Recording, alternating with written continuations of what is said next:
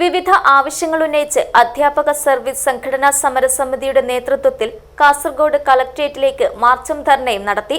KGOF general secretary doctor Haris VM ഉദ്ഘാടനം ചെയ്തു. Bhima jewellery, press club junction, Kasaragod.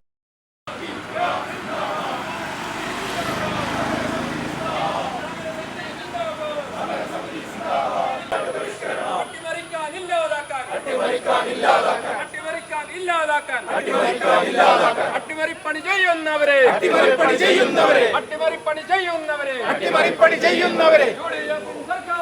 UDF സർക്കാരെ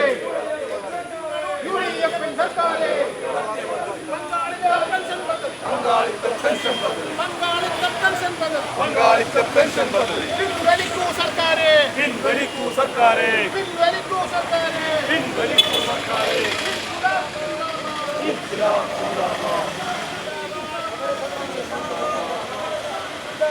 സമരസമിതി സിന്ദാബാദ്, ജില്ലാ മാർച്ച് സിന്ദാബാദ്, ജില്ലാ മാർച്ച് സിന്ദാബാദ്, ജില്ലാ മാർച്ച് സിന്ദാബാദ്, ജില്ലാ മാർച്ച് സിന്ദാബാദ്, അഡ്വക്കേറ്റ് മാർച്ച് സിന്ദാബാദ്.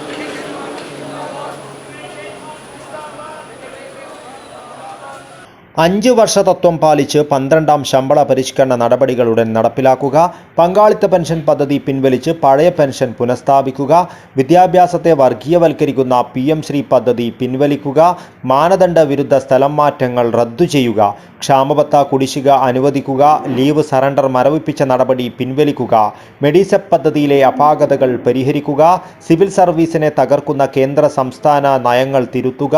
ഫെഡറലിസവും മതനിരപേക്ഷതയും സംരക്ഷിക്കുക തുടങ്ങിയ ആവശ്യങ്ങൾ ഉന്നയിച്ച് അധ്യാപക സർവീസ് സംഘടനാ സമരസമിതിയുടെ നേതൃത്വത്തിൽ കാസർഗോഡ് ജില്ലാ കളക്ടറേറ്റിലേക്ക് മാർച്ചും ധർണയും നടത്തി. കേരള ഗസറ്റഡ് ഓഫീസേഴ്സ് ഫെഡറേഷൻ സംസ്ഥാന general secretary doctor VM Haris ഉദ്ഘാടനം ചെയ്തു.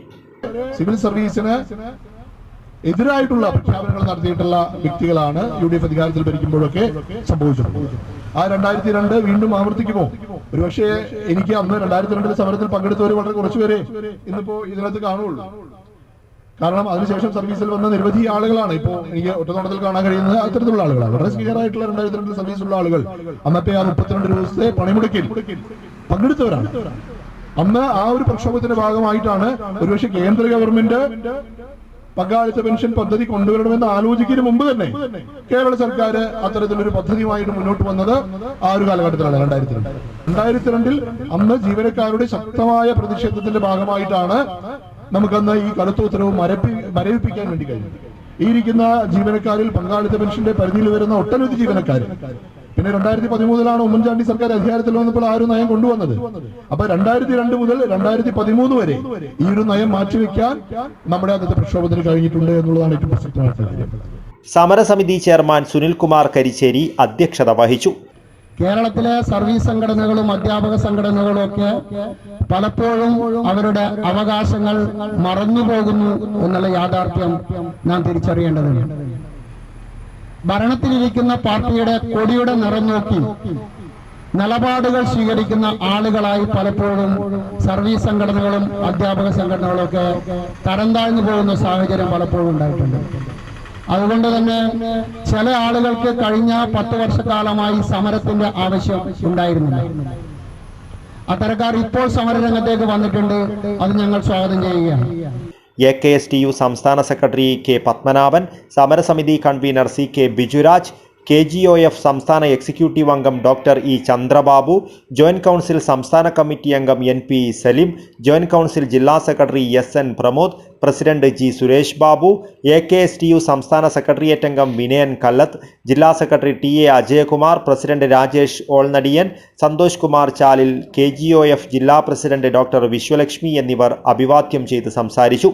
വിദ്യാനഗറിൽ നിന്നും ആരംഭിച്ച പ്രകടനത്തിന് Prasad Karuvalam, A Sajayan, MT Rajeevan, K Vinod Kumar, K Preetha, A Amina, AK Dinesh Kumar, AV Sasidharan, Ranjeesh, T Rijesh, Vinoj Viswan, P Sugunan, P Vinisha, Suresh കുറ്റിപ്പുറത്ത്, E Manoj Kumar, Sujith Unnithan, KT Rameshan, Venugopalan, M Vishwambharan എന്നിവർ നേതൃത്വം നൽകി.